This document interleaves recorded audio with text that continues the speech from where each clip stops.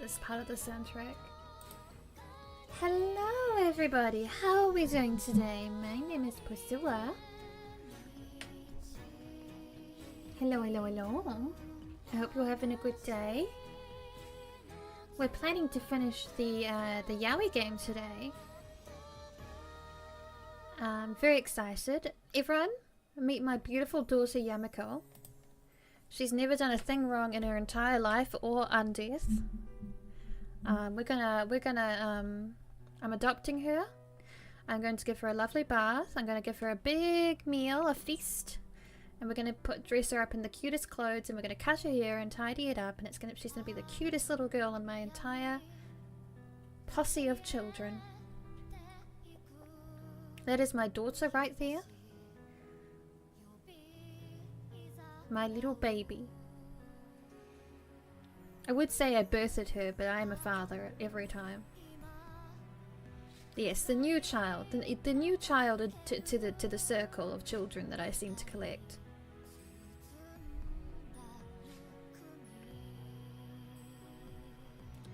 But we just, gosh, we were playing yesterday. You'll remember what was happening yesterday. We were just... Let's just dive right in. So her dead brother possessed our cute boy here and was like, I didn't mean to kill you. I also didn't kill you. I love you. I'm so sorry. And it's all very sweet and dramatic right now. I really wanted to finish yesterday, but we were going at like... Ooh, we were at like clocking it at least 4 hours, I think, and I was starting to feel it.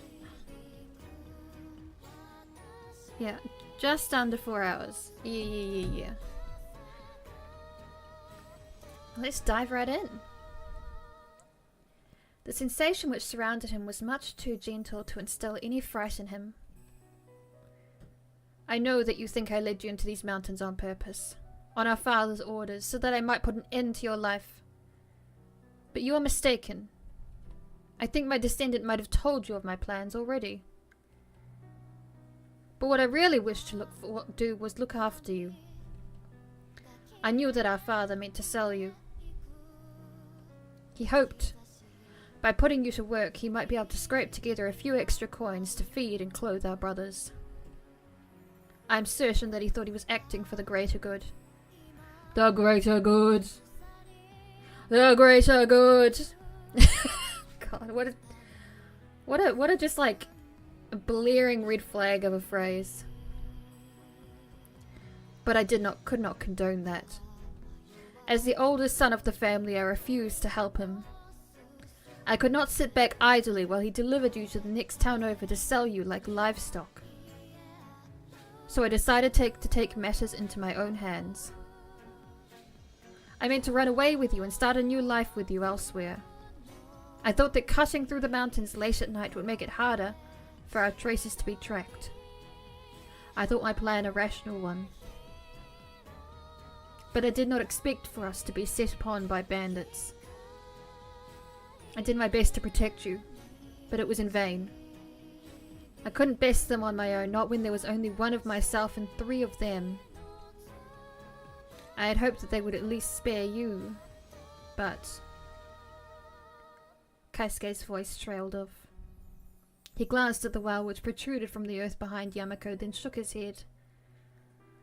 I expected too much from a band of brigands like them. The things they did to you. Kaisuke's expression contorted with anger. I suppose it was fortunate that I perished before I was able to witness it. During my final breaths, however, I never stopped thinking of you. I never stopped praying for your safety. I wanted only to look after you. I wanted to start a new life with you. I wanted... But perhaps it does not matter what I wanted. I had good intentions, but I still failed you. I could not look after you when you really needed me. And for that, I am so sorry. What? Then... Did you really care about me? Of course I did.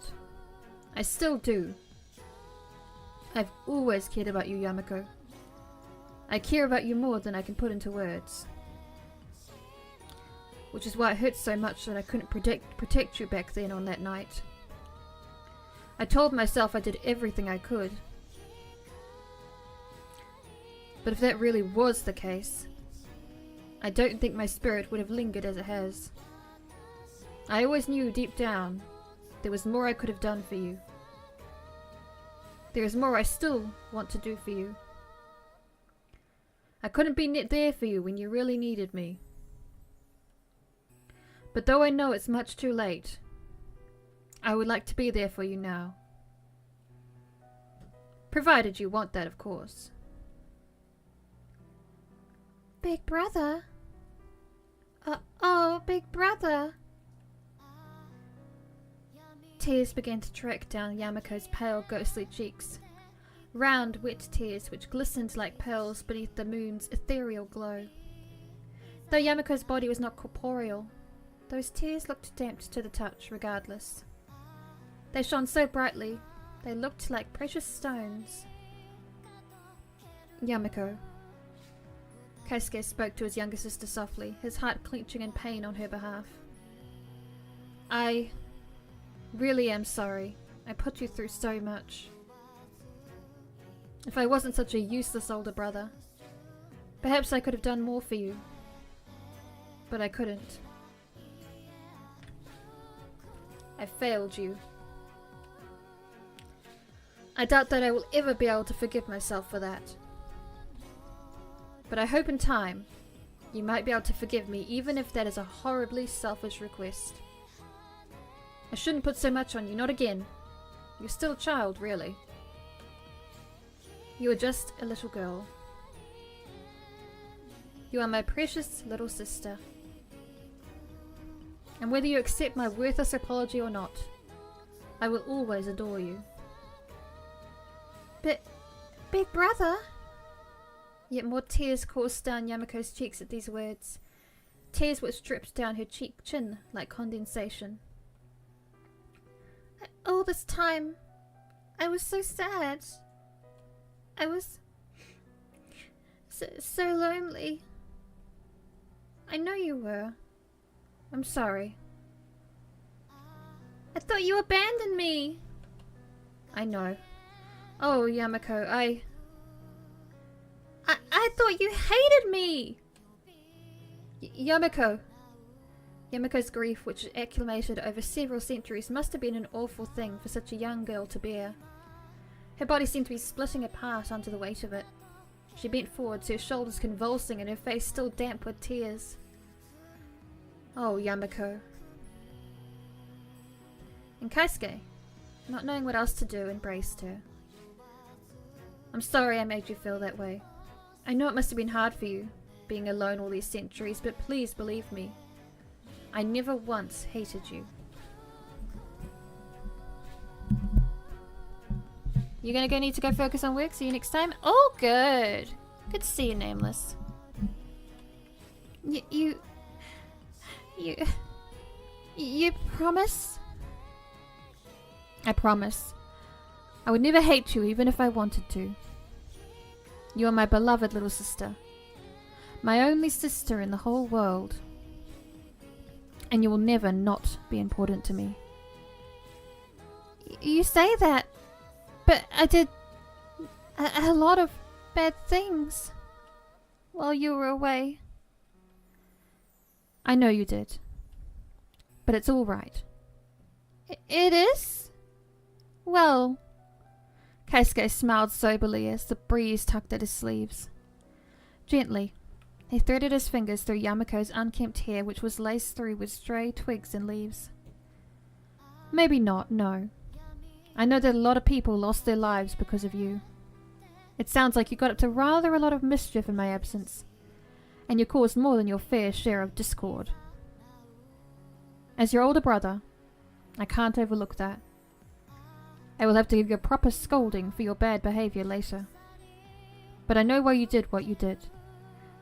Your soul was trapped in that dark, cramped, horrible well for years. You must have felt so lost and so afraid. And so angry. I can't blame you for wanting to curse the people who wronged you. After all, you're still a child. Oh, big brother. You're so sentimental. Softly, Yamiko smiled. And you're so silly, too. Silly? I am? You are.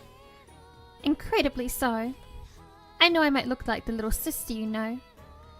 But that Yamiko died a long time ago. I've been alive in a way. For hundreds of years. I'm not a child anymore. I really ought to have known better. I should have realized that you would never abandon me. You were never like Mama or Papa. You were always kind to me. That's why I didn't want to believe you could ever turn against me. It hurt so much when I thought you'd left me. Yamiko opened her mouth and closed it. Her slender shoulders, which were obscured by the folds of her kimono, shuddered. Yet more tears coursed down her cheeks, soft and celestial, as she said, But I still love you, big brother, after all this time. I love you so much, and I never stopped loving you. Not even when I thought I hated you. I love you. And I don't want to stay at the bottom of that awful well anymore. I'd much rather spend the rest of my life with you. Yamiko. Kaisuke stared at his younger sister, who despite her petite stature did not seem quite so little at that moment. Her face was still streaked with tears, but Yamiko's resolve was unassailable. She had clung onto her hatred as a crutch for centuries. She had used her hatred as a shield, and it had protected her from the world outside the well. Now, however, Yamiko had summoned the courage, or perhaps it could be described as willpower, to dispense with all of that. She was willing to throw away her old self so that she might be with her brother. And it was a realization which made Kaisuke's eyes fill with tears of his own. Yamiko, you really have grown up. You have changed, though you might not think you have. You're still trying to move forward, and I would be honored if I could move forward with you. There is no need for spirits like us to continue to linger. We will go back to where we were supposed to be, and we can leave the world of the living to those whose bodies still draw in breath. Big brother, Yamiko sniffled. That is what I want. I want it more than anything. But won't it be scary, not existing? My soul has been trapped here for so long. I never thought about what it would be like to leave. I know it's scary, but that's all right. Trying new things always is. I know that you'll be brave enough to accept it, though. You're a strong girl, Yamiko. And this time you won't be alone. I will be with you now. And I will not let you go, not for a second time. I promise. Kaisuke dipped his head, his lips brushing gently against Yamiko's forehead. And as he did, lights began to swirl around the pair, vague half-formed lights which flickered like fireflies. Yamiko's hair began to glisten, and so did her skin. Her eyes, which were still wet with tears, shone brightly, just like the moon which hovered overhead. Her body rippled, then a small smile painting her lips. She disappeared. Her body broke off and began to fade. It became one with the fireflies which thronged about the forest. And then only a few moments later, she was gone. The little girl had disappeared, taking her older brother along with her. Haru could feel the alien force which had once subsumed him fading away, bit by bit, alongside Yamiko's restless spirit. Just like Yamiko, Kaisuke was now free. No longer shackled by Kaisuke's spirit, Haru turned to look at Kisho. Oh? But Haru soon learnt that this was a mistake. A wave of vertigo assailed him the moment he moved. I'm not surprised. That guy possessed you for quite a good amount of time. That would have an impact on a living body. It hit him suddenly like an ocean wave, so forceful his thoughts began to fracture. His head ached. His stomach dropped. He tottered backwards, his motions ungainly and awkward. Like a marionette. who had been clumsily animated by a careless sorceress. Haru? Hey, Haru! And then he collapsed.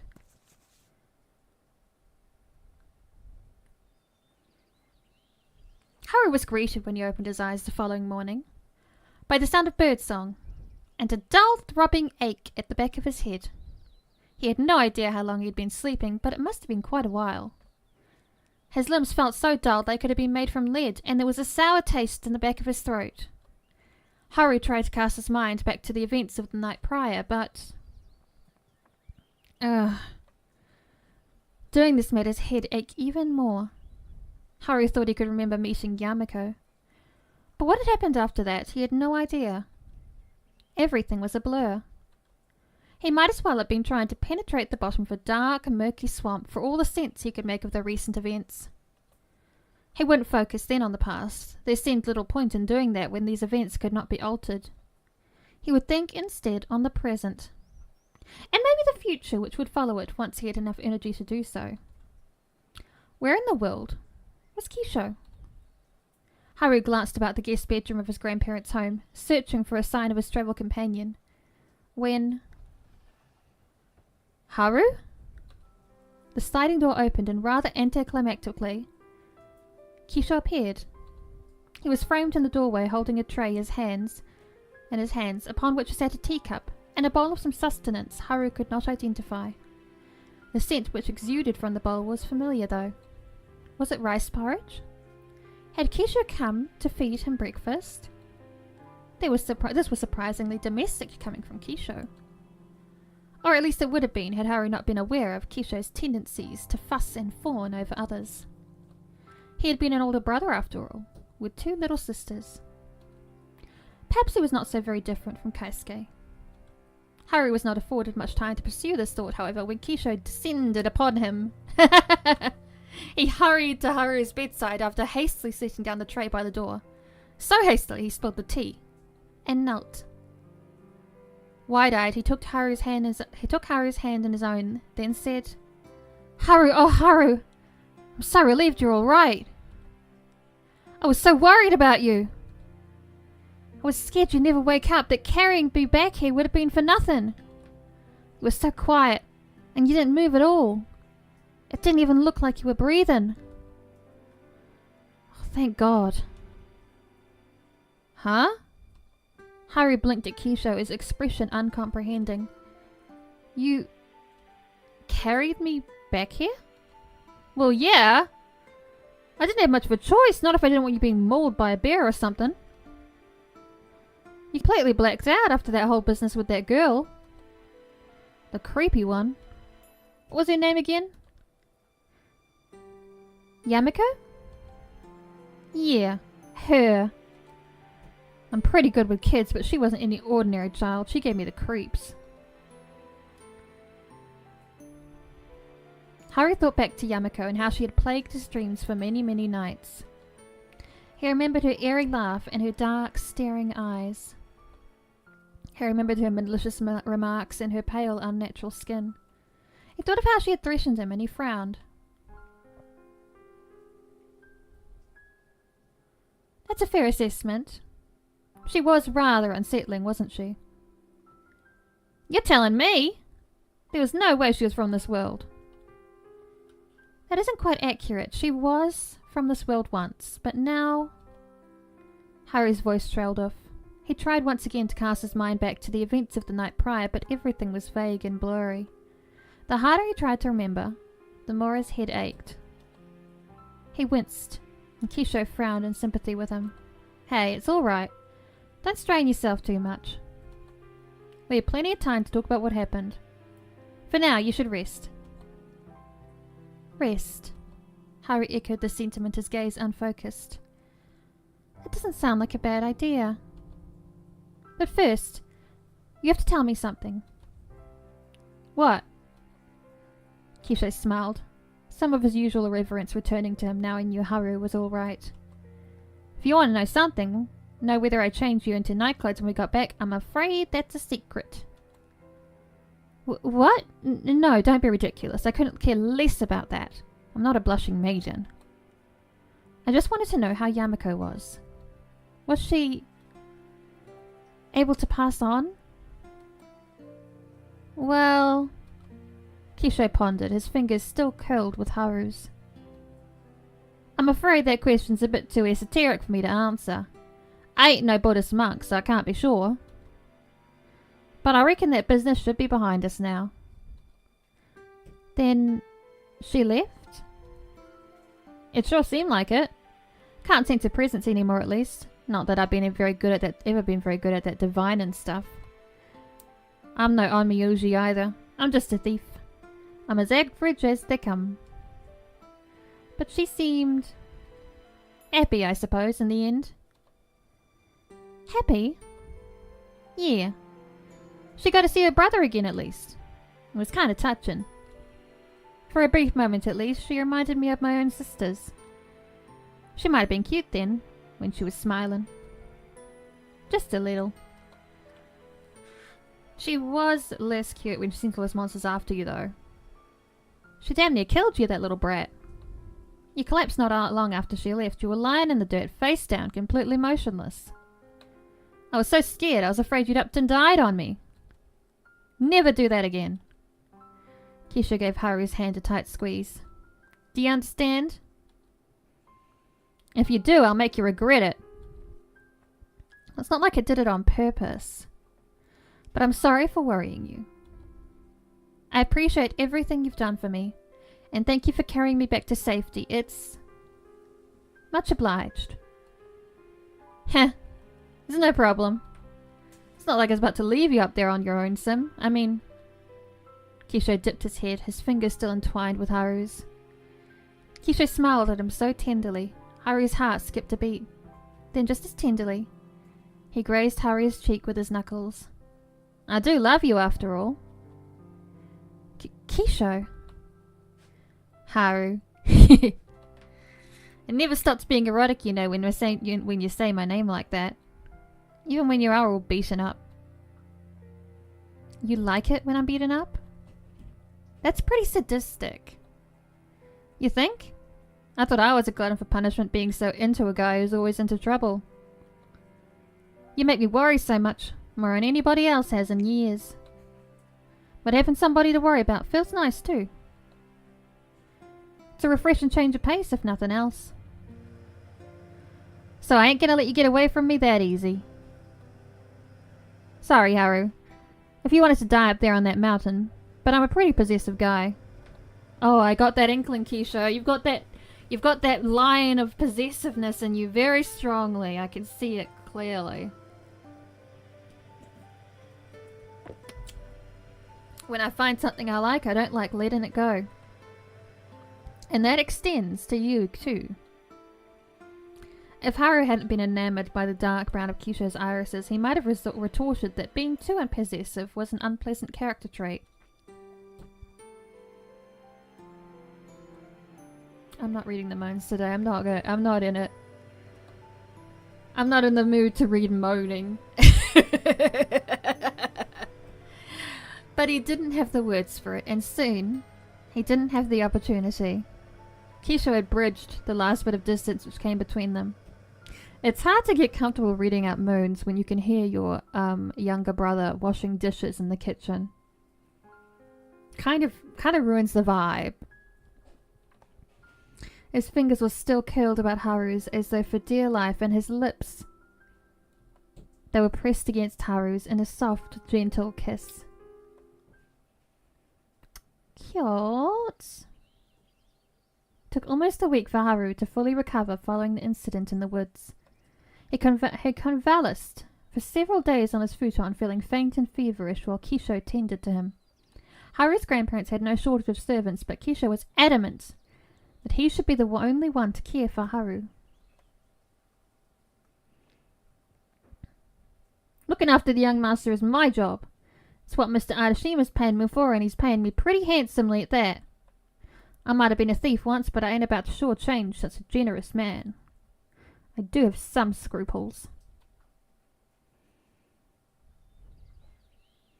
This was the argument, unbeknownst to Haru, that Kisho had posited to his grandparents, an argument which they must have accepted. Kisha was always to hand whenever Haru awoke to ask whether he needed anything, from somebody to sponge his forehead, to a conversational partner during the hours where he was lucid and otherwise unoccupied. Kisha aired out Haru's sheets, wiped his flushed skin when he began to sweat, and prepared him endless cups of jasmine tea and bowls of nourishing rice porridge. Haru's recovery was a slow process, but progress was being made.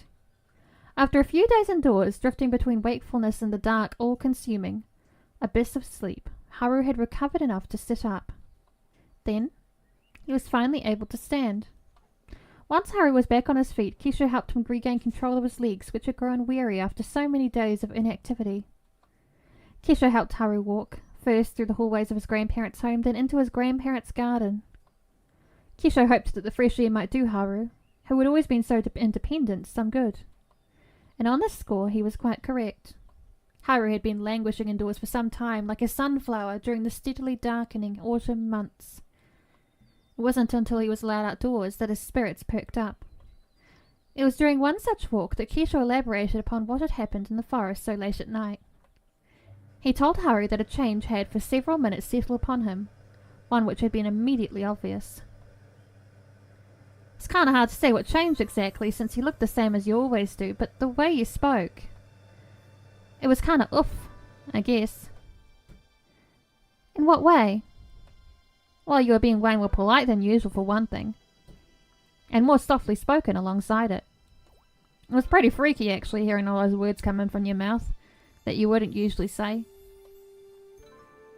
You ain't usually that well-mannered. Really threw me. Humph. Well, I'm so very sorry for my lack of decorum. It's alright. At this point I've gotten used to it. It's what I expect from your young master. In fact, I think it might be a charm point. You think it's a charming to be insulted? In general, no. When it's from you? Maybe. I wouldn't say no to it at the very least, but... Kisha gave Haru a teasing nudge with his elbow. I reckon things went about as well as they could that night. I don't think that girl, Yamiko I mean, would have listened to you if you had been your usual self. She only seemed to have eyes for her older brother. He must have been a pretty great guy. Keisuke, you mean? Haru frowned. He looked at his grandparents' garden, which spread far beyond the veranda, and sighed. That's right. He was a great guy. I only knew him for a little while, and even then I didn't really know him. It felt like... Haru's voice trailed off. It's hard to explain what it felt like. But for a little while I could hear him. It felt like his... soul, maybe, was inside me, and his memories definitely were. I saw all sorts of things I never would be able to see otherwise. It was all a bit overwhelming. But I'm glad I had the chance to meet him. If nothing else, I could tell how much he cared about Yamiko. I don't remember a lot about that night, but I do remember that he loved Yamiko more than anything. He cared about her so much, his soul was even able to possess me all so he could apologize to her. He must have been waiting for that moment for centuries. In fact, I think he was with me this whole time. He was the one who blessed my father's sword and the one who healed my wounds. Yamiko was the one leading me to Kazimaura, but he was the one who protected me. He wanted to keep me safe, all so he could see Yamiko. And when he finally had a chance to speak to her, I could feel his relief like it was my own. I've been feeling on edge throughout our journey, but after that moment, it felt like I was finally free. Huh. Kisho smiled, then gave the top of Haru's head a familial ruffle. Well, it sounds like I don't need to explain too much to you then. I reckon you can still recall plenty, leastways. You seem to remember all the parts that actually matter. All the fighting's pretty irrelevant anyway, actually. Maybe it always was. Kisha's expression became newly pensive as he let his arm drop from Haru's head.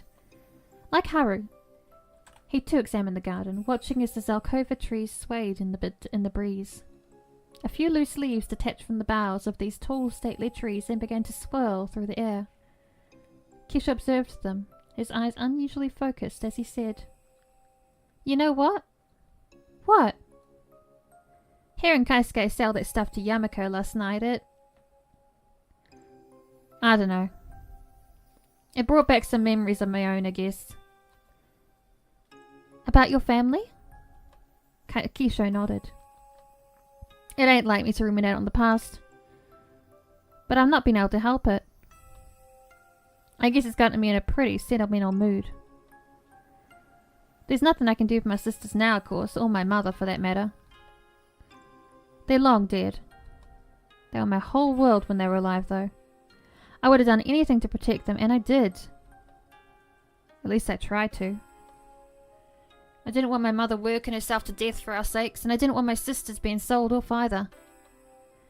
It was an option, of course. I'd be lying if I said I hadn't considered it myself, once or twice, when things were especially bad. But I knew I would never forgive myself if I bartered away my sisters' childhoods to fill my own stomach.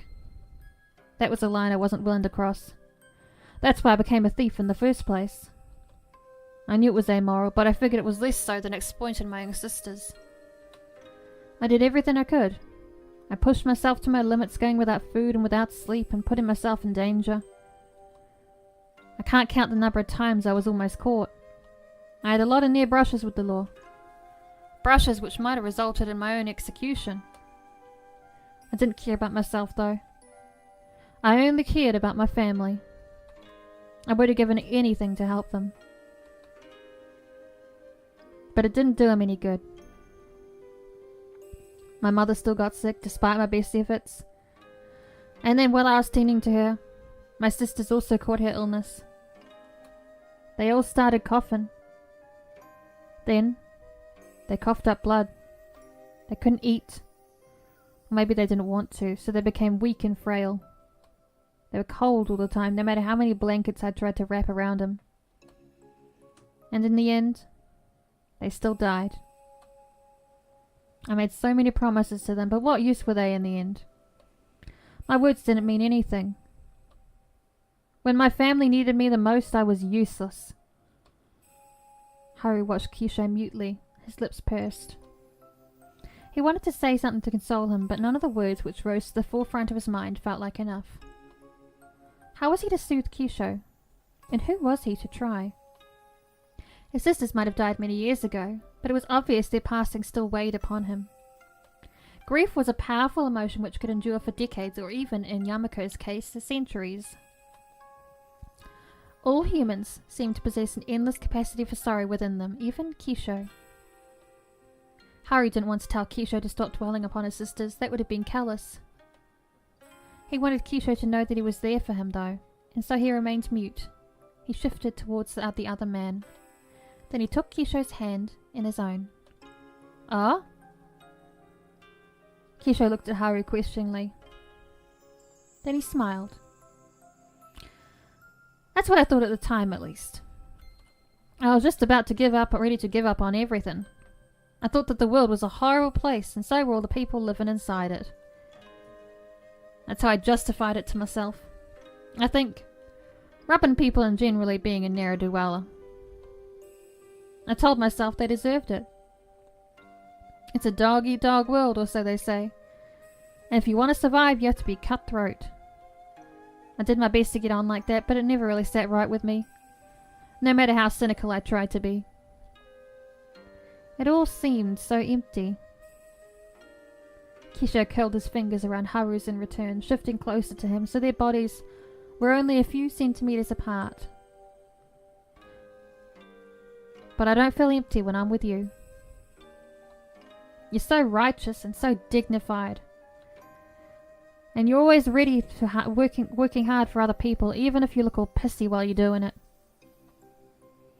It's really quite admirable." Well, I'm glad you think I'm admirable. But did you really have to say that I look pissy?" "Well, why not? I was just stating a fact, and anyway, I mean it as a compliment. I know you're something with short temper, and you ain't really a people person. You're pretty cold for the most part, come to think of it." "You did say you thought I was an ice queen. Maybe more of an ice princess. Don't oversell yourself. Kisho snorted, but his laughter soon petered out, to be replaced instead with a smile. But that's exactly why I think you're so impressive. You ain't enlightened, and you're certainly no Bodhisattva. How the fuck do you say that? Bodhisattva.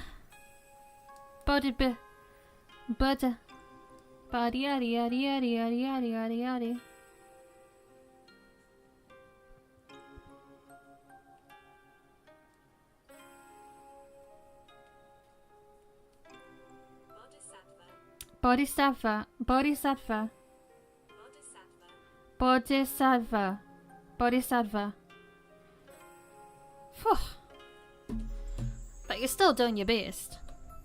You're a regular human, and I know you don't like other regular humans all that much to begin with. But you're still willing to put your neck out to help him. I think that's pretty impressive. See? I was complimenting you after all.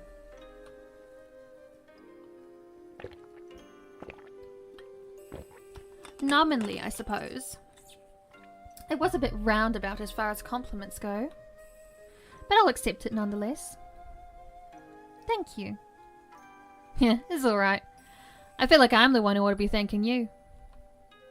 If I'd not met you, I still think the world was an awful, unforgiving place. And that ain't any way to live. It's way too depressing. I'd rather have faith in people. I want to believe that if we all show one another a bit more compassion, we can make the world a better place. If that doesn't sound too horribly sentimental. Welcome in, first time chatter. 1, 2, 3, 4, 4, 6. Was good? Not much. We're finishing up some cute yaoi today. Hope you're having a good day.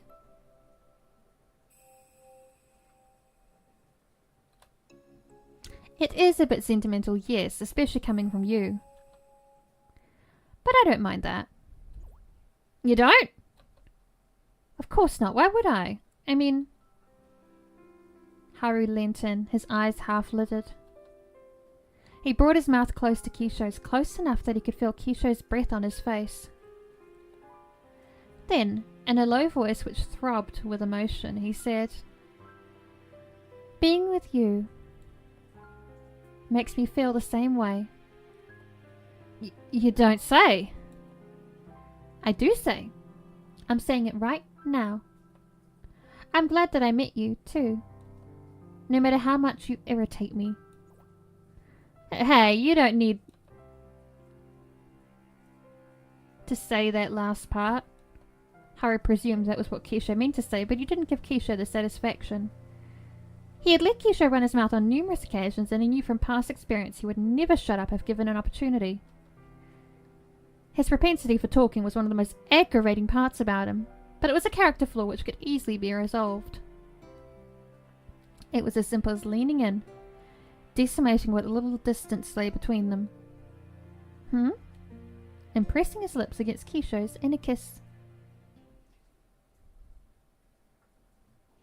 Later that night... How? New CG! Wow. Wowza, okay. Wow! Okay. Okay, we have a theory for, I think this is the strongest theory, is the sex scene is just before this one. It's just before this CG. So for those who don't know, there is an 18 plus patch on itch.io for this game. And there is a sex scene that is removed for the Steam release. If you're into that kind of thing, go look it up on itch.io. I hear it's quite good. And we've been throughout the whole time we've been playing the game, I've been like positing theories for where the sex scene would be going. I think the sex scene happened just before this. I think that's the strongest moment so far, especially given the state of the clothing and all. Good grief. Haru allowed himself a small smile as Kisho's warm breath brushed against the back of his neck. He had hoped that Keisha would have the good grace not to snore after the tender moments they have shared together. It's basically canon. It's basically canon. It's real. This is where the sex scene would have happened. Yep.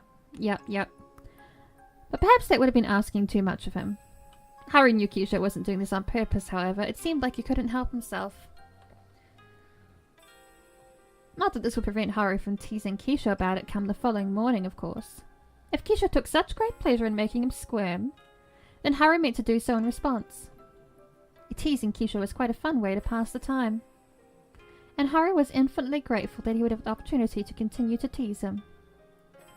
Had he been cut down in the mountains, he never would have had the chance. He was fortunate that he had escaped with his life. Yamiko, his ill-fated ancestor, had not been so lucky. Her life had been wrested away from her when she had still been a young girl. Not yet 10 years old. A cruel twist of fate had robbed her of her future. For many years, Yamiko's souls had been trapped. Her being burning with hatred. Her hatred had been so intense that it seeped into the bloodline of her own family, cursing the Adashima men for generations to come. Haru's grandfather had been bound by this curse, as had his father. Haru too had been afflicted, but Haru knew as he lay in Kisho's arms that this was no longer the case. The curse was now lifted. For years Haru had resented his mother for making him dress and act as a girl, but now he thought there might have been some benefit to this after all. Perhaps it had been because of his years spent living as a woman that Haru had been able to understand Yamiko's feelings. His ancestor had been betrayed by her own parents because she had been unfortunate enough to be born a woman. They had thought her disposable and ultimately unnecessary, nothing more than an extra mouth to feed.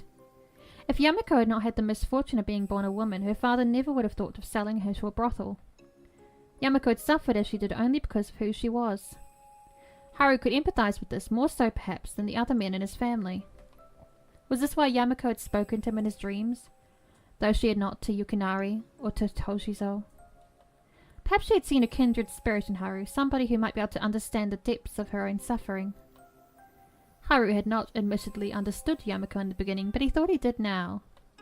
He understood that she had suffered, and his heart ached for her. For centuries she had been on her own, but she had since overcome her grim fate. Her troubled soul was at peace, and so was Haru's.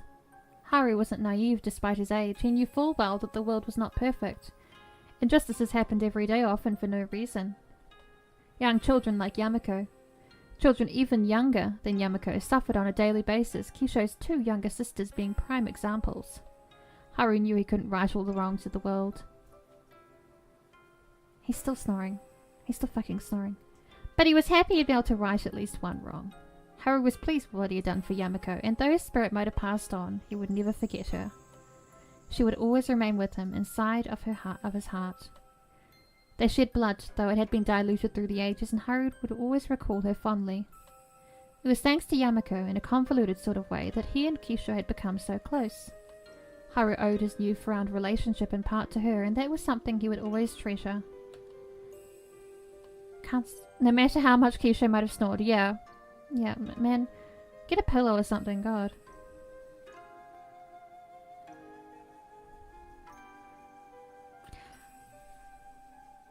We did it! Big win, big win.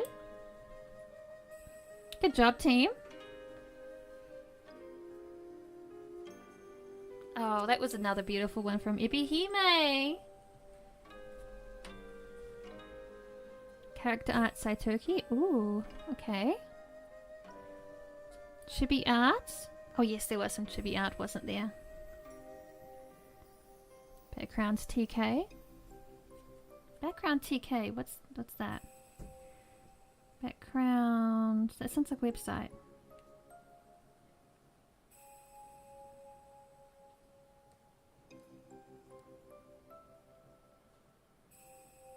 Massive win. We winning. We winning.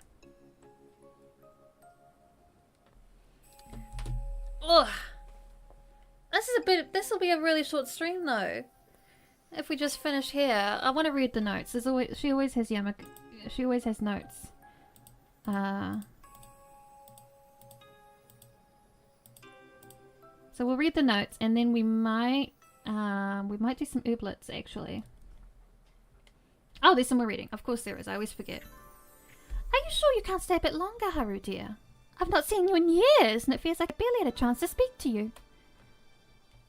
My apologies.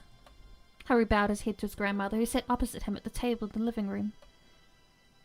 2 weeks had passed since Haru's arrival at Kazimura. During these 2 weeks, Haru had accomplished more than he had thought himself capable of. He had been able to lift the curse which had plagued his family for generations, though this was not without its ill effects. It had taken Haru many days to recover from his encounter with Yamiko deep within the mountains. Haru felt significantly better this morning, however, than he had after first awaking from his malaise. His spirits had been refreshed, his strength restored, and with this came a desire to return to Kyoto. Haru had enjoyed seeing his grandparents, who had both been absent from his life for many years, but there were people he cared for waiting for him still. There was his mother and his father. And there was, of course, Sakurako. Do we get to see her wedding? I want to see her wedding. Haru had thought of her for so much of his journey to Kazimura. Now there was no reason to delay his departure. Haru did not wish to be parted from her a moment longer. I know this is sudden, but I fear I must return to Kyoto as soon as possible. My mother will forever be worrying about me. I wouldn't want to make her fret. Ah yes, I suppose you raise a good point. Michiko always was like that. Neurotic, you mean? Toshizo, who had been sipping from a cup of green tea, chuckled. Rikako, meanwhile, shot him a disapproving look, though she didn't seem too perturbed. She must have been accustomed, after being wed to Toshizo for so many years, to his careless remarks. I wouldn't call Michiko neurotic. She simply cares about her family. That's an admirable trait for a woman to possess. It is why I never protested her marry without Yukinari, despite her family status. I couldn't think of anybody better to keep him in line. And I'm sure she does a good job at that. She's a sharp tongue on her, Michiko does. But perhaps you're right, dear. It might be for the best, at least, where our Yukinari is concerned. That lad of ours has always been a bit too easygoing. It was peculiar for Haru to hear his father being called a lad, when his hair had already begun to go white at the temples and he had whiskers. But Haru supposed that his father was just a lad when compared to his grandparents. They had seen him when he had been not much older than Yamiko. What had his father been like when he had been a child? He would have liked to stay and ask his grandparents for further details about his parents. Haru was curious about how they had met. But he supposed he could save that for later. I might be returning to Kyoto, but I am certain that this is not the last time I will see the pair of you. I would very much like to visit you again. If you would be willing to let me stay, that is. But of course! You'll always be welcome here, Haru dear. I'm not sure why you would ever have cause to think otherwise. I'm not sure. I don't want to intrude. You couldn't intrude even if you wanted to. Ours is so large, we always have a dozen or so rooms to spare. Hi, Toshi! Thank you for the head pets and hydrate. How are you, baby?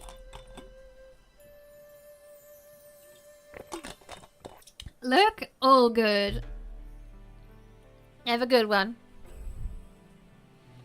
Besides, you're such a quiet, well-behaved young lad. I can't imagine you cause any trouble. Indeed.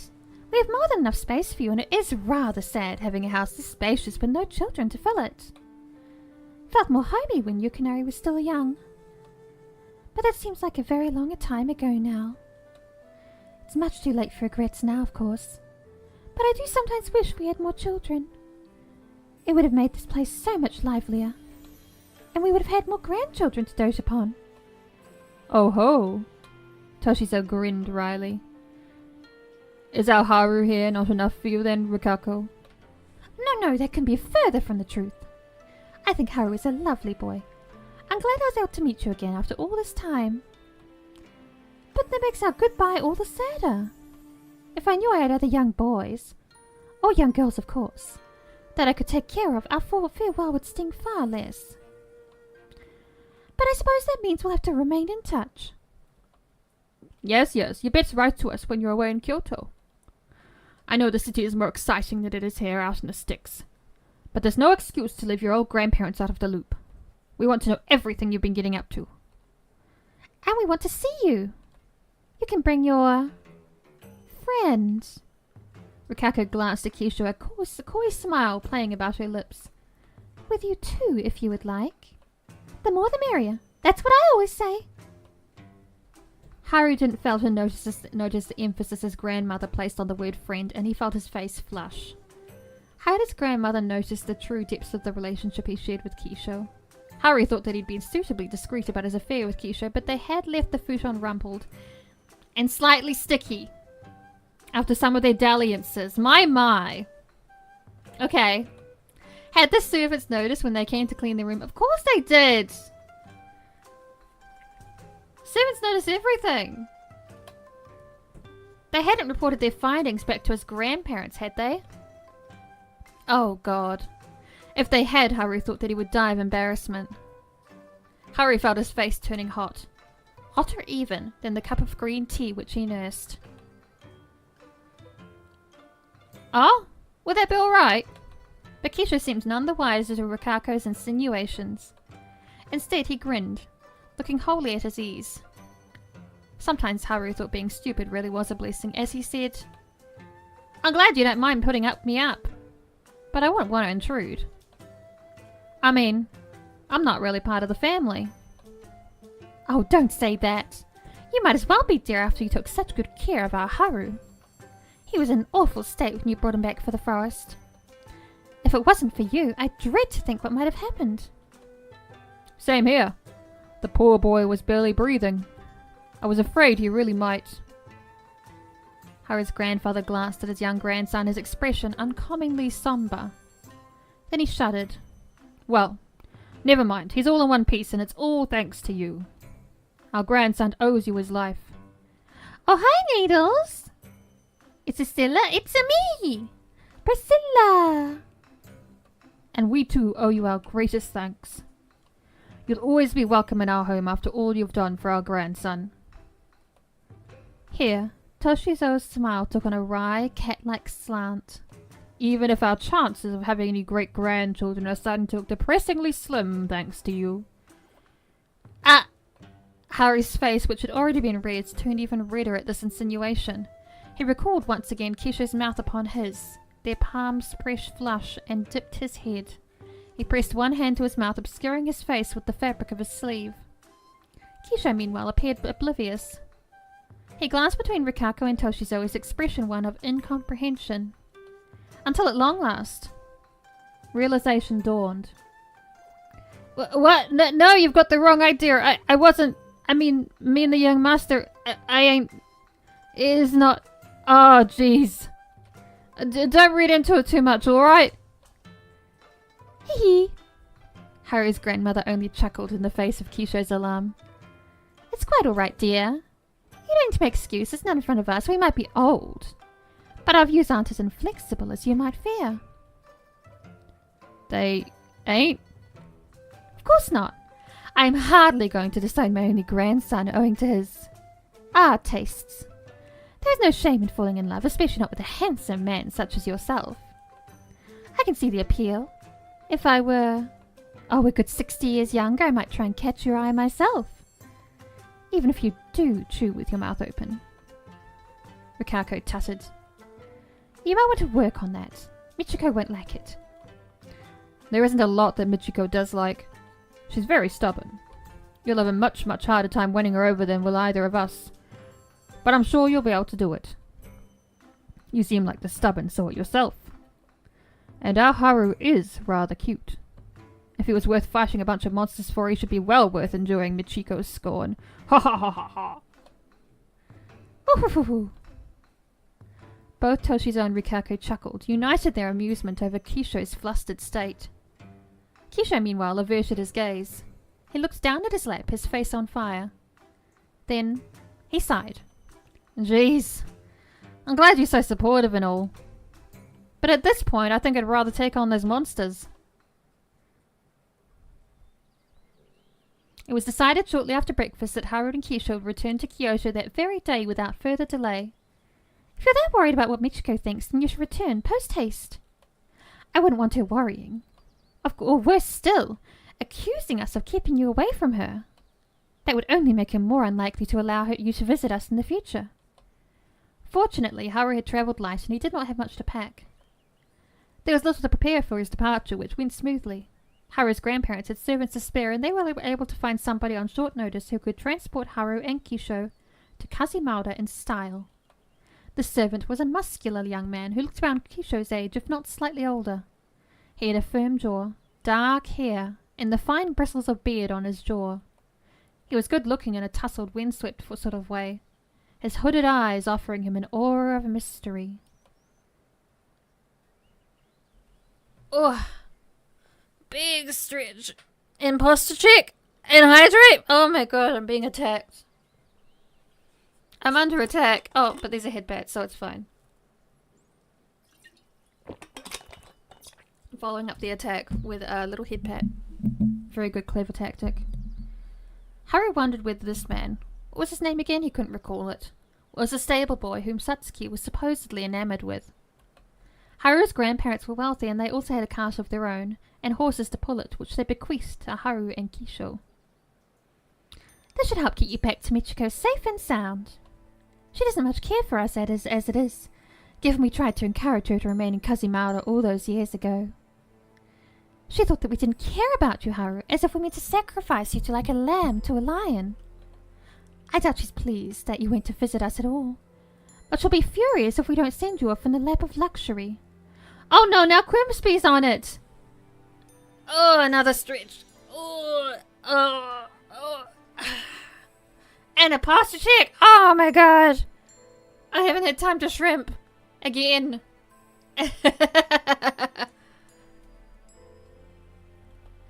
Yes, indeed. Those monsters were terrifying, but Michiko can be even worse. Still, you might as well extend her our warmest regards when you see her. Do I look that slouched in my model? I don't. What's going on? 10 streams? Needles, are you my biggest fan?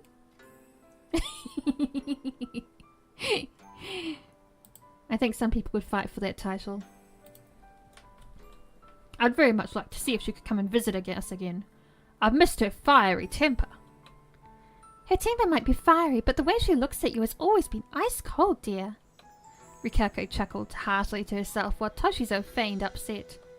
It's all true. The years haven't been kind to me. I'm just not as appealing as I used to be. If only I hadn't gotten so wrinkly. Then maybe Michiko would have had a sliver of respect for me. While Toshizo bemoaned his leathery skin, Rikako approached Haru. She smiled at him warmly, a gentle, sincere sort of a smile which soothed Haru's heart. Then she drew her only grandson into a gentle embrace. Now, take care of yourself. I hope you return to Kyoto in one piece, and you too, young man. You've done so very much for us, I would hate to think of any harm befalling you. Oh, well... Kisho smiled wryly while running a hand through his red tresses. I've never been too good at being careful, as Haru here should be able to attest. But I want to get back to Kyoto in one piece myself. It'd be a real shame if Haru here fell victim to any brigands on the road, so I'll do my best to look out for him. Your grandson will be safe with me. I'm sure he will. You really do seem like a reliable fellow.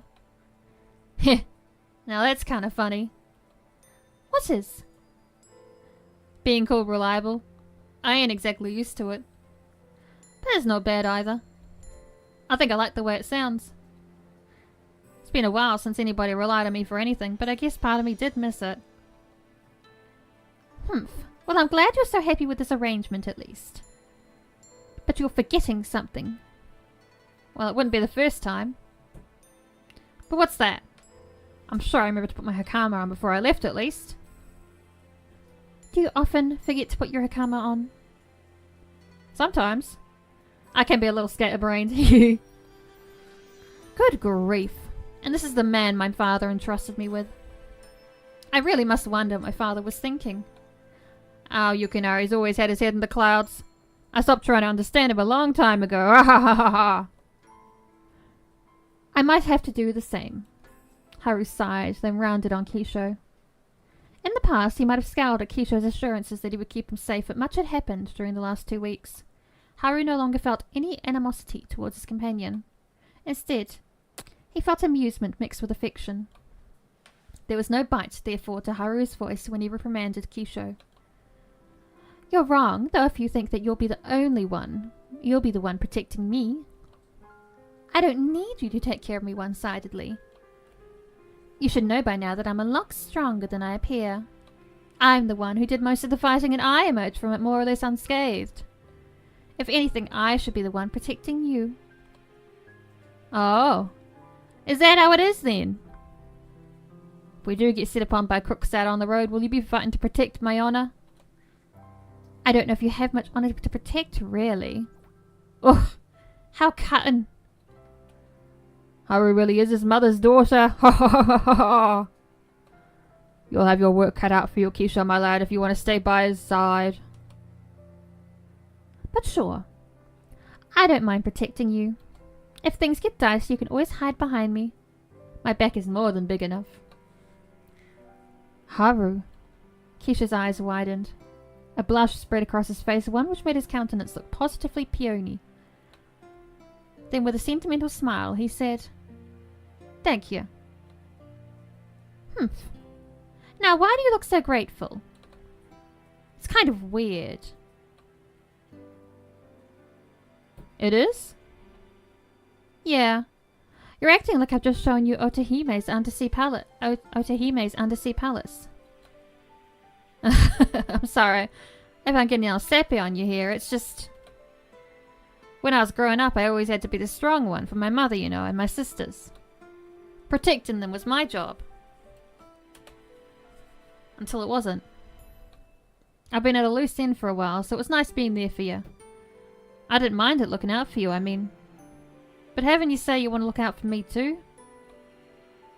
That's a little... I don't know. It's a completely new feeling, but...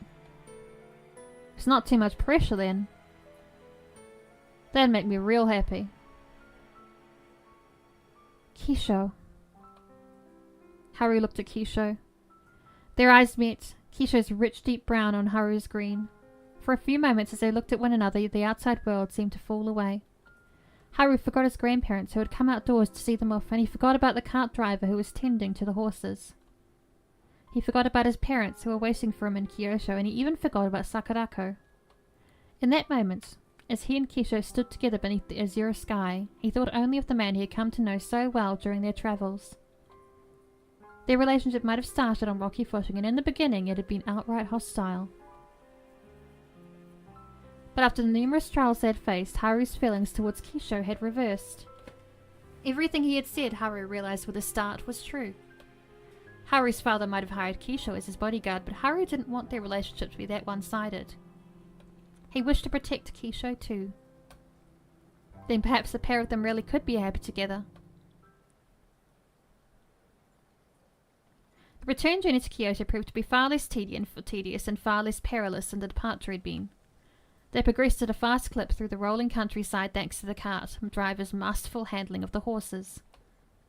When the night fell, the trio stayed at various inns they found in small villages, inns which were much rather like the inn that Haru and Kisho had first stayed at. Unlike that inn, however, these establishments were not ravaged by monsters come sundown. Haru and Kisho spent these nights together, not at Yukinari's behest, but because it was what Haru had come to prefer. He and Kisho ate together, bathed together, and they slept together, Kisho's bare body sloshing against Haru's as they lay on their shared futon. Haru had been so plagued with worries about his destiny, he had not been able to enjoy his journey to Kazimura. His journey, however, was surprisingly restive, so much so that Haru was almost disappointed when he finally returned to Kyoto. It had been in the city which Haru had been raised, but it never felt much like a home. It had instead felt like a prison. Kyoto had always been stifling. But there was something reassuring about all of these familiar sights. Haru had seen so much during his travels that his perception of the world had been forever altered. But Kyoto itself remained unchanging. And they smooched too, yes! Its streets were thronged with people, the well-to-do and the servants intermingled with the poor and penniless, much like Kisho. Kyoto was far busier than Kazimura, and much more overwhelming. It was here that Haru had been raised, and it was here where his new destiny awaited. The cart driver delivered Haru and Kisho to Haru's home, which, much like the city that encompassed it looked much the same as it always had. It had not altered, though. Haru himself felt changed. He had seen things he had hitherto never before thought possible, had surmounted seemingly impossible odds to sever his family's curse, had feared for his own impending death, and he had also learnt to value his life more dearly than he ever had before. Would he still be welcome here now that he was no longer the amenable, biddable child his mother had always wanted? What if she took one look at him and wrinkled her nose? Haru hung back, newly anxious. He felt even more anxious as he surveyed his home than he had when he had faced off against that red-eyed, sharp-fanged monster for the first time. Anxiety bubbled within him, noxious like the gas of a swamp. Hey, it'll be alright. But Haru wasn't alone. Keisha was with him. Haru felt Keisha's gloved fingers curled around his. He saw his partner smile, a gentle smile, quite unlike the self-satisfied smirk he had worn during their first encounter. And his shoulders relaxed. Haru had not voiced his concerns, but he had not needed to. Keisha knew what he was thinking regardless. Your mother might be a little startled to see your new look if that's what eating you. Keisha brushed Haru's hair with his free hand, smiling as he did. But I reckon she'll be just happy just to see you. And that maid of yours will be even happier. You don't have anything to be afraid of. Humph. Whoever said I was afraid? You didn't say it, but you didn't need to. It was written all over your face. Ugh, Haru sighed. He had been afraid of that. All right, fine. You win. Perhaps I am nervous, just a little. But this doesn't have anything to do with my hair. It doesn't? Haru shook his head. I've changed so much, it's just... I don't know. Will my mother accept me now? Will she accept you? What if she doesn't approve of... well... us? Oh, I'm under no illusions that your mother will accept me. I know what she thinks of me, and the answer to that is very little. Keisha grinned and gave Haru a nudge. But she adores you. Do you really think so? Oh yeah, it's obvious. You mean the world to her? I'll bet she's been beside herself with worry waiting on your return. I don't think you've got anything to fret about. And how, do you think, will she react to you? Well... Keisha smiled bashfully. She'll be less thrilled to see me, that's I'm sure. I'll bet she'd rather I dropped dead in a ditch during our journey. But I'm pretty tough. I ain't the sort to go down without a fight, especially not when I've got a cutie like you worth fighting for. I don't think your mother will ever like me. But maybe she'll be able to tolerate me if she learns how much I mean to you. Ugh. You're getting ahead of yourself assuming you're an importance to me like that. Don't get a big head. Then are you saying I ain't important to you? Well... I think I would have been fine on my own. Probably. Only probably. But in the end, I'm glad you came with me. Asking you to tag along wasn't the worst idea my father has ever had. Speaking of which, we'll need to go inside so you can receive your reward from my father. What? Oh yeah. You're right. I can't believe I forgot about that. How could you forget about that? Wasn't the money the main reason why you agreed to travel with me in the first place? It might have been in the beginning. But the money's not been at the forefront of my mind recently. What has, then? Do you have to spell it out for you? You might be smarter than me, young master. You can pretty dense when it comes to this kind of thing. The money will be appreciated and all, since I've never had very much of it. But lately I've been thinking. I might have gotten my hands on an even better reward. Keisha gave Haru's captive fingers a squeeze as he spoke. His brown eyes were gentle, his lips curved into a smile so soft Haru's heart fluttered. Keisha's line might have been corny, but it still left him feeling flustered. Goodness. This was bad. Haru had so little experience with romance, the most sentimental expressions made him feel weak at the knees. He would need to rectify that, and soon, else his relationship with Kisho, was that what they had? Would become unbearable. He didn't want Kisho teasing him.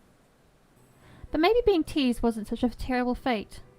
If nothing else, it was enough to assuage Haru's nerves about reuniting with his mother.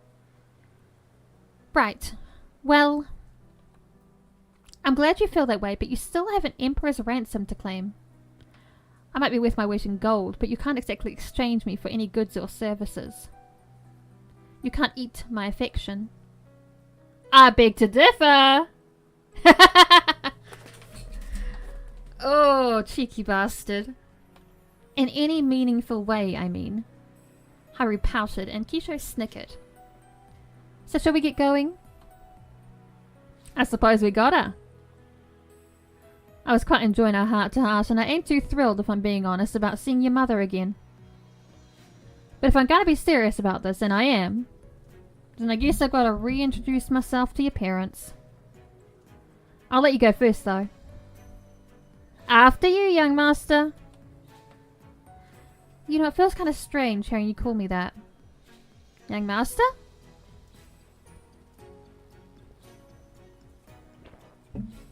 Haru nodded. I think Haru is just fine. Oh, what a turnaround. Wasn't that long ago you threatened to gouge my eyes out over taking your name in vain. Thought it might be better if I stuck with young master. At least until we had a chance to break the news to your mother. But do you want to be brazen about it? Maybe I do. Just a little bit. You must have rubbed off on me. Ah, hi Jackie. Oh, stretchies, thank you. I'm being attacked by these self-care redeems today. Thank you for the head pats. Hi Jackie, and hydrate. Ooh. I hope you're doing well today.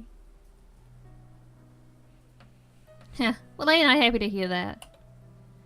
Alright then, after you. Haru. The hydrates, yes, and they've been attacking me with the stretchies and the posture check. Quimsby attacked me with a posture check right after, like seconds after Needles gave me a posture check, and I was like, I haven't had time to shrimpify myself again. Why are you doing that?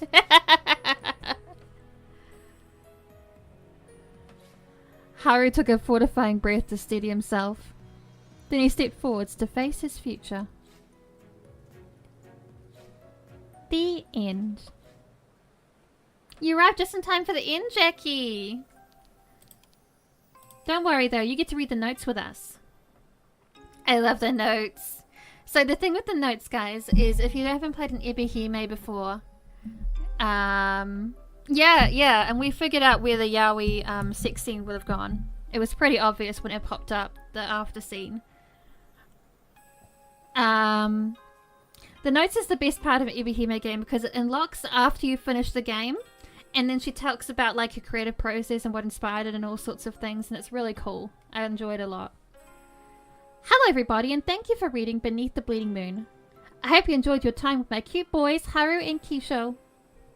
I love this art, these chibis that she got made for the menus. So nice. I usually include a few notes with each of my VNs, detailing the general inspiration and how they came to be. So I suppose I'll do that with this story too.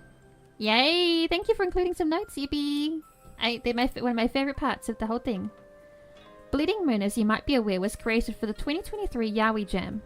I entered Yaoi Jam in 2022 as well, with a significantly shorter and less ambitious VN. Is it wrong to be locked up, toyed with and tortured by a hot guy? Or Lotito for short, which isn't the most serious story out there if you can't tell by the title alone. I've played that one, it's really silly, I recommend it. Lotito is a pretty short VN with only 2 characters, which clocks in at around 17k. It was actually the first VN I'd made for a jam in about 4 years, so I kept the scope down on purpose to ensure I'd be able to finish it on time. I had a lot of fun working on Lotito, and I'm pretty fond of the characters, but for next year's Yaoi Jam, or this year's Yaoi's Jam, since I'm writing this in 2023, I wanted to do something bolder, something bigger, something more epic. And so with that, Bleeding Moon was born. Yay! Clap, clap, clap, clap, clap, clap, clap, clap, clap. I was a bit hesitant about trying to tackle such a large project for a jam, but my artist, Saitoki, was very encouraging. She told me to give it a shot, so I figured I might as well, and I gave it a go. Miraculously, I was able to write and proofread all of Bleeding Moon's script within the time allotted for the jam, and Saitoki managed to do all the art I originally asked. The story originally clocked in at around 440k. I got a bit carried away describing trees, lol. But after some rigorous editing, it ended up around 92k or so, which was much more manageable. I managed to get most of the story coded during the jam too, which was like a pretty big accomplishment. I wasn't able to release the VN for the jam, however, despite it mostly being finished, because I decided I wanted to polish it up even more. I'd already spent a lot of time reworking and refining the story, so I figured I might as well go for a custom OST to really complement it, and even more art than I originally budgeted.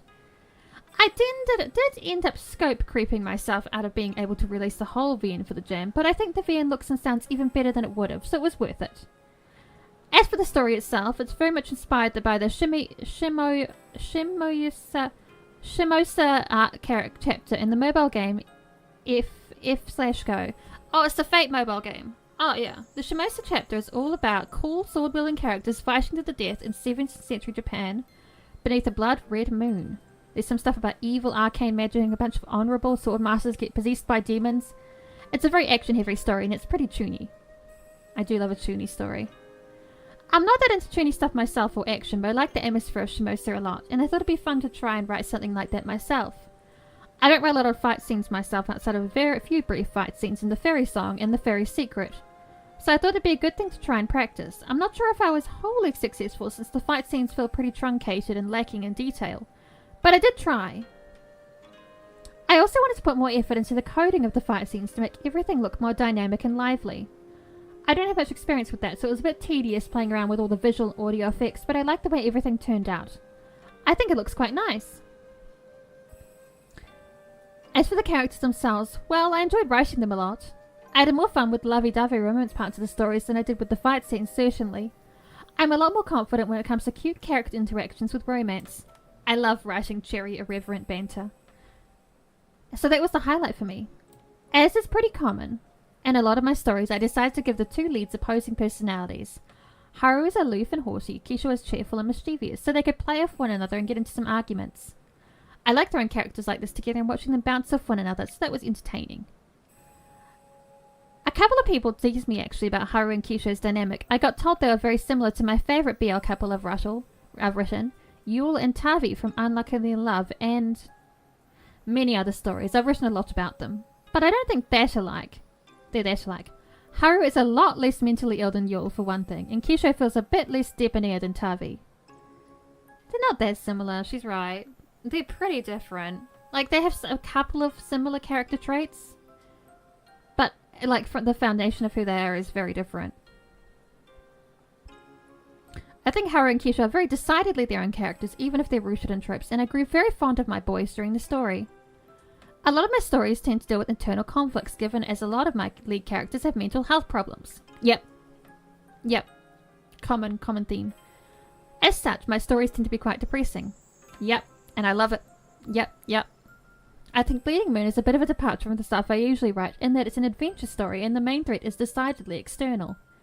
Haru is more occupied with fighting actual monsters as opposed to his inner demons, and despite being raised in a cloistered environment, is pretty together. He and Kisho both get a few moments of emotional vulnerability, and a few unnamed side characters meet some ungrisly fates. But I think this story is a lot lighter than my usual stuff. It is. It is much so, yes. I hope that it was an enjoyable romp, and that my attempt at doing a more action-oriented story was able to land. I'm not sure if I'll write much more like this in the future, given this isn't a genre I'm particularly comfortable with, but you never know, I might end up experimenting a bit. Oh! And as for why Haru spends the first quarter of the story cross-dressing, I just like cross-dressing, boys, so I threw it in there. So real. Cross-dressing is fun. Cross-dressing is cute and it's fun. It's just a fun time. I thought the image of a pretty boy in a kimono holding a knife was very striking, so I decided to structure the story in such a way that I'd be able to write a couple scenes like that. It's very self-indulgent, but this is my story. I wanted to enjoy myself. Oh, and partially as an apology for the VN taking so long to release, I added a few extra scenes into the VN which you can access from the gallery once you finish the main game. These scenes are only available if you're playing the R18 version of this VN, however. I hope you enjoy them. That was fun. I had a good time with that game. I did. But if we finish here, that's going to be a really short stream. So what I'm going to do, chat, is we're gonna jump over to Ooblets.